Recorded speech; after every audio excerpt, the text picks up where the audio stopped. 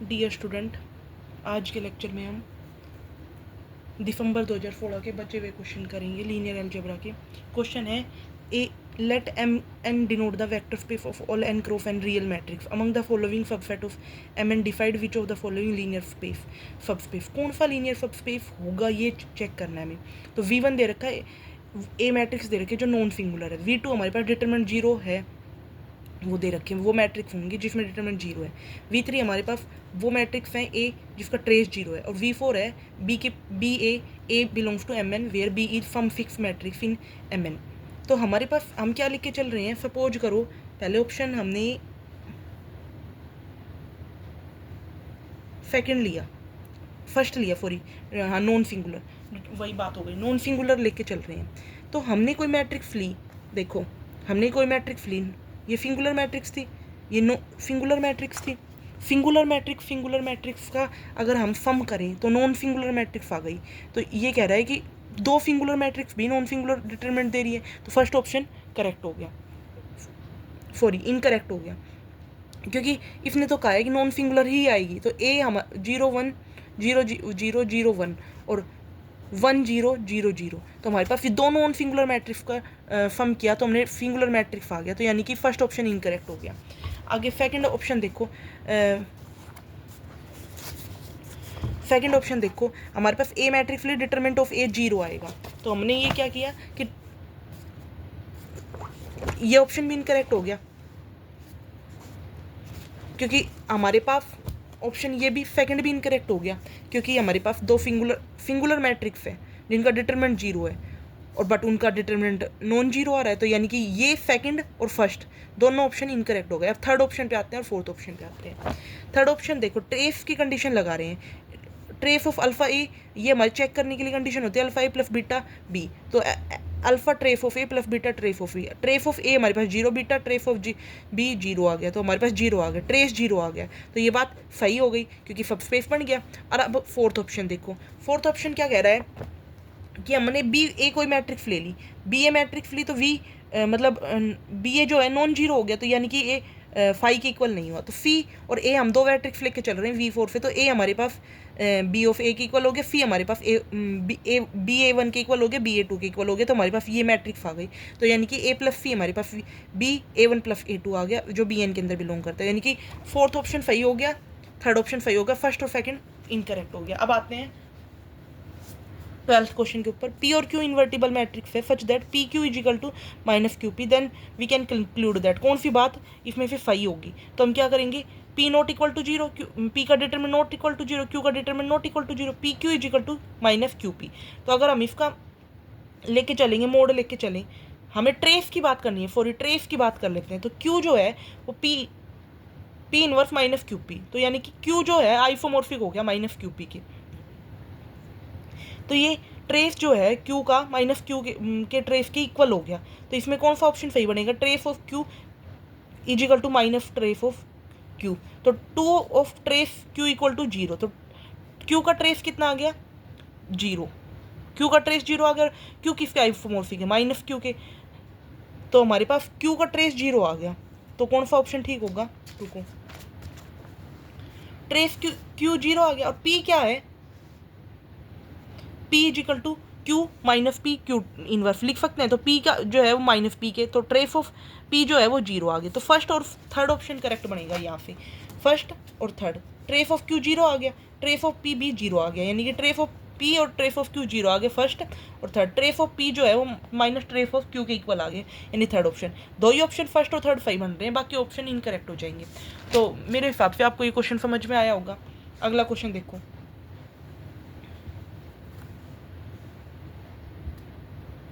N odd number ले लिया, n be n odd number greater than equal to 7, let A जो है a i j n cross n matrix with a i plus 1 equal to j 1, तो हमने ये लेके चले a i j equal to 0, the other pair i j, then we can conclude that A has 1 as an eigen value, A has -1 as an eigen value, A has at least 1 eigen value with multiplicity greater than equal to 2, A has no real eigen value.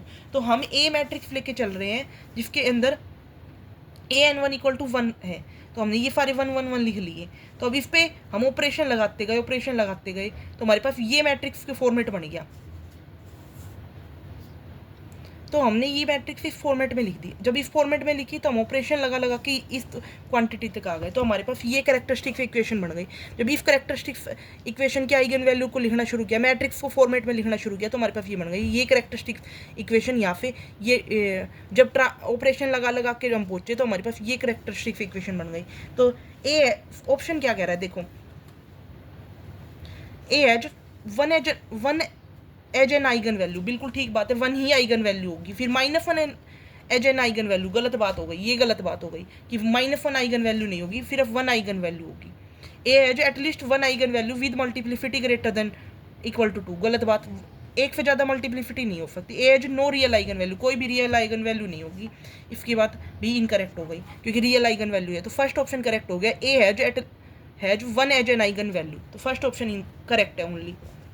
ये question देखो, W1 W2 W3 with 3 distinct subspace of R की power है 10 such that each Wi has a dimension 9. Let W is equal to intersection of these, then we can conclude that। कौन सी बात ठीक है, W में note है subspace of R की power 10, dimension of W is less than equal to 8, dimension of W is less greater than equal to 7, dimension of W is less than equal to 3। कैसे करेंगे, dimension of W1 W2 W3 9 दे रखी है, तीनों की dimension कितनी है 9, तो dimension of W1 कितनी होगी, dimension of V minus number of linearly independent restriction, तो W ऑफ 9 और 10 minus number of LI restriction कितनी आ गई 1, नंबर ऑफ LI रेस्ट्रिक्शन अगर 1 है तो यहाँ पे FAW2 की और FAW3 की number of LI restriction, total LI restriction कितनी हो गई 3, तो डायमेंशन कितनी आ गई 7। तो इसमें क्या क्या पूछा है, ग्रेटर देन 7 से ग्रेटर देन तो 7 तो होंगी फिर डायमेंशन, इससे ज़्यादा होगी इसका नहीं पता हमें। सेकंड ऑप्शन सही है और थर्ड ऑप्शन सही है, 3 तो नहीं हो सकती। सबस्पेस बनेगा मे नोट ए सबस्पेस, गलत बात, सबस्पेस बनेगा तभी तो ठीक सही होगा, तो first option incorrect, fourth incorrect. Dimension of W is less than equal to 8 और dimension of W is greater than equal to 7, यानी कि सेकंड और थर्ड ऑप्शन सही है। तो इसका फर्स्ट ऑप्शन ही इसका सेकंड और थर्ड ऑप्शन ही करेक्ट है, तो सेकंड और थर्ड ऑप्शन ही करेक्ट है। आगे देखो, लास्ट क्वेश्चन है, क्वेश्चन क्या कह रहा है, let A be the real symmetric matrix then we can conclude that A does not have 0 is an eigenvalue, all eigenvalue are real, if A inverse exists then A inverse is real and symmetric, A has at least one positive eigenvalue। तो भाई A को हम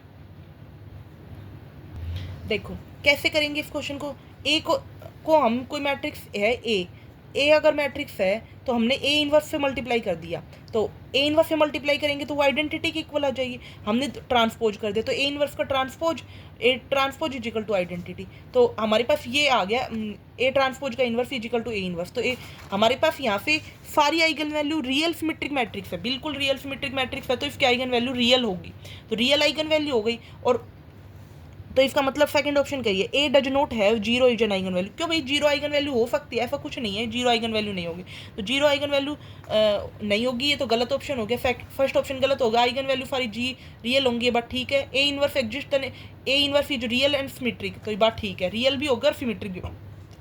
अगर A inverse exist कर रहा है तो A inverse जो होगा रियल भी होगा और सिमेट्रिक भी होगा, तो थर्ड ऑप्शन भी सही है। A has at least one positive eigen value, एक पॉजिटिव आइगन वैल्यू नहीं होगी, एक से ज़्यादा भी पॉजिटिव आइगन वैल्यू, कोई रियल सिमेट्रिक मैट्रिक्स है तो उसमें एक से ज़्यादा पॉजिटिव आइगन वैल्यू हो सकती है, बट ये कह रहा है कि A has at least one positive eigen value, तो ये बात गलत हो गई, फोर्थ ऑप्शन इनकरेक्ट हो गया, थर्ड करेक्ट है, सेकंड करेक्ट है, यानी कि सेकंड और थर्ड दो ही ऑप्शन करेक्ट होंगे, बाकी फोर्थ और फर्स्ट इनकरेक्ट ऑप्शन है। Thank you for watching my video, if you like my video then subscribe my YouTube channel. आपको अगर कोई प्रॉब्लम होती है तो मुझे कमेंट कर सकते हो, अगर कोई दिक्कत आ रही है तो मुझे बता सकते हो।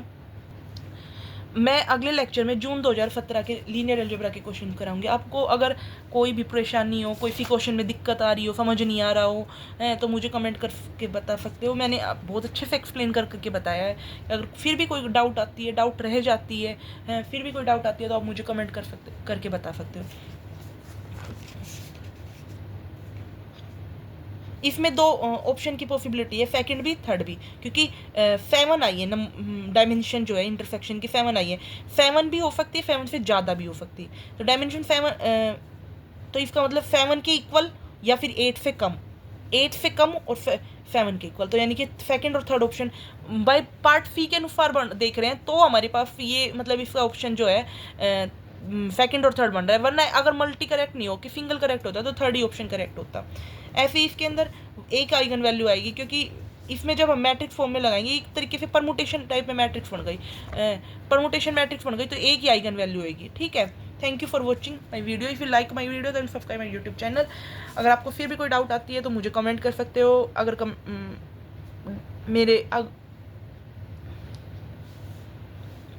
कमेंट सेक्शन में कमेंट की फैसिलिटी है, और टेलीग्राम चैनल पे मैंने टेलीग्राम बनाया हुआ है, टेलीग्राम चैनल को ज्वाइन कर सकते हो। वहाँ पे टेलीग्राम पे भी पूछ सकते हो अगर आपको कोई डाउट आती है, समझ नहीं आ रही है, कोई क्वेरी है आपकी, तो आप मुझे टेलीग्राम चैनल पे पूछ भी सकते हो।